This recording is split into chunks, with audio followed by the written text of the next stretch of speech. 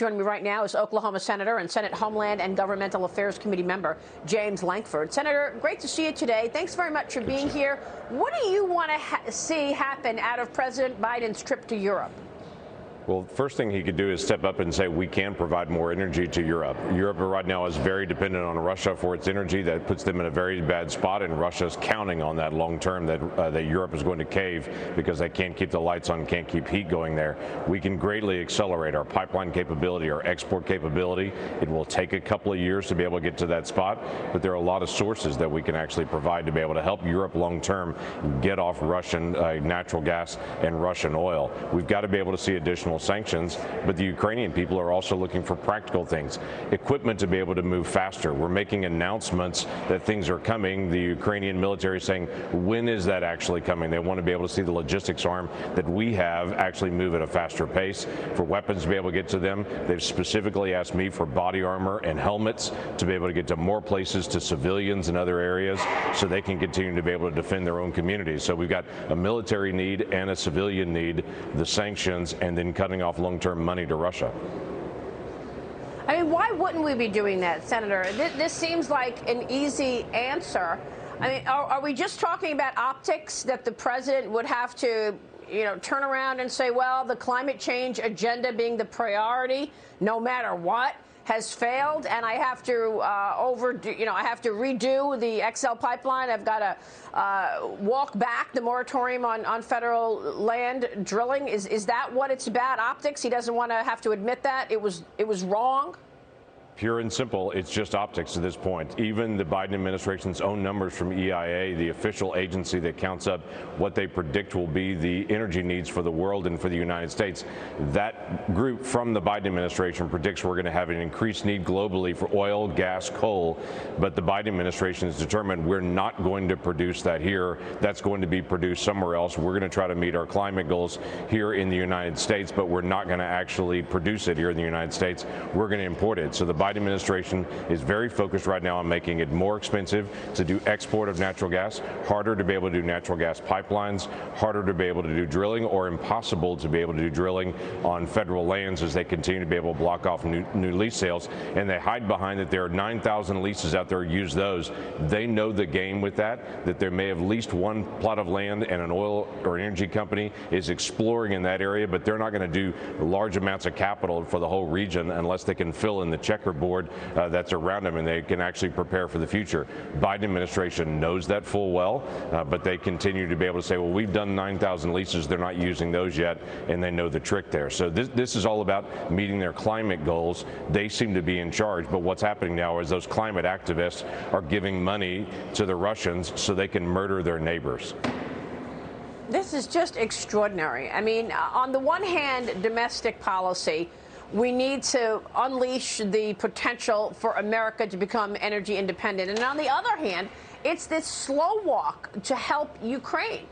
Many people I've spoken with tell me that the president is making this assumption that it's inevitable, that Ukraine falls. But intelligence professionals say, no, there is a path to victory. President Biden is now reportedly preparing to roll out new sanctions targeting hundreds of senior Russian officials and lawmakers. Senator, is that going to do anything? I mean, is that going to move the needle, or are we going to sit here and watch Vladimir Putin create death and destruction in a peaceful, what was unprovoked country? That's correct. So what's interesting is you use the word that Biden is slow walking it. These sanctions on Russian leaders in their parliament was asked for by Zelensky over a week ago now, that Zelensky made it very clear to Congress and to the president, please put all these sanctions on. It's now been slow walked for days to actually get to it so he could go to Brussels and make a big announcement there. Zelensky saying, do it, stop talking about it, actually do it. Literally people are dying in the streets in Ukraine while Biden is worrying about where the optics are best to be able to make this kind of announcement. Just do it and move faster through all this process, whether it's delivering equipment, making announcements, adding additional sanctions. But we have to move from punishing people that are murdering their neighbors to stopping people that are murdering their neighbors.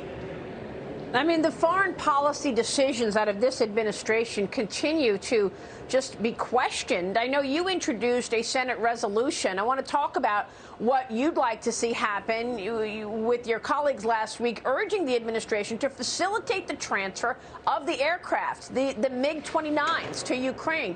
What is the difference between the MiG-29s and the Stingers that we've sent? I mean, why not send these jets so that Ukraine feels that it can have air cover? Yeah, there's no reason not to send those jets. Obviously, we've sent Stinger missiles that actually are surface to air. We've also installed additional S-300s that are also surface to air that are helping them with their air defense. And the Biden administration seems to say that's enough. When Zelensky's saying it's not just getting surface to air, we actually need ground cover. We need individuals to be up in the air while our forces are moving on the ground, so we're protecting those individuals. You can't do that with a surface to air missile. You've got to have aircraft overhead at that point. Anyone who's been in infantry, anyone who's talked to people in the Army will tell you they want folks overhead as well while they're moving, and we're not allowing that. And they keep saying it's 24 jets. It seems like a lot, but this is a country the size of Texas.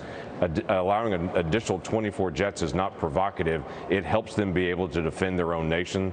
We should actually have those jets already there and stop just dithering constantly. Well, Senator, I don't understand the decisions at all on foreign policy. I mean, beginning with Afghanistan, but then there's the wide open border. We were just talking with Christopher Olivares from the Texas Department of Safety, and we know now that the administration is considering ending Title 42 as early as next month. The pandemic-era health provision allowed the White House to remove illegal migrants from the U.S. because of COVID. Senator, you were briefed by immigration agencies about the plans to begin interior processing. What can you say about the ICE facilities like the ones that we captured? I was the first journalist to actually get into one of those facilities. Fox News cameras captured this in Brownsville, Texas, earlier this year, releasing and transporting immigrants into the United States. What is happening in terms of this wide open border, Senator?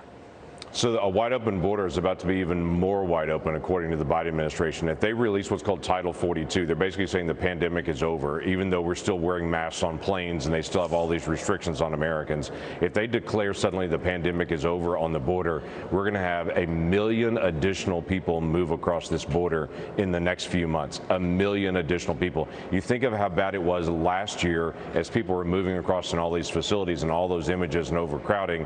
You're talking about doubling that number for this coming summer, and the Biden administration seems to be more focused on just relieving the chaos of the border, but actually moving people across rather than actually putting policies in place that'll stop this. There are two key things that can stop it. Actually do the Remain in Mexico policy, which they say they're doing. I've been down to Brownsville. They're not actually doing. They're letting everyone come by and only getting a fraction of people so they can declare they're doing it when they're not actually doing it. The second thing is, if you're the most recent person that crosses the border, you're the first one up for a hearing. Right now, if you cross the border illegally, they allow you to be able to come into the United States. They give you a piece of paper, let you go anywhere you want to go in the country, and you have a court hearing 6 years in the future. 6 years. So when they release Title 42 and have another 1 million people come in, this is going to make a bad situation even worse. They are truly opening up the borders to anyone in the world. Yeah, including terrorists. Marsha Blackburn told me 34 terrorists have been encountered. They are people coming in. They were on the terrorist watch list. And by the way, Senator, we haven't even discussed the Iran deal. Why are we hearing nothing about the Iran deal except whispers that it's about to be imminent, that the U.S. is back in the Iran deal? Real quick, Senator, we only have a couple of seconds. I can tell you we're tracking all this. I was just on the Senate floor last week talking about this. I continue to be able to push it, but you're right. The Russians are actually negotiating on our behalf, dealing with Iran. It is the ultimate horrible foreign policy mistake, again, of opening up access to Russia to Iran to be able to continue to communicate, to be able to allow nuclear weapons into Iran. It's a foolish mistake. You can't write this. Honestly, you cannot write this, what's going on right now. Senator, thanks very much. We appreciate your leadership. Senator James Lankford joining us this morning in D.C. We'll see you soon, sir. We'll be right back. See you soon.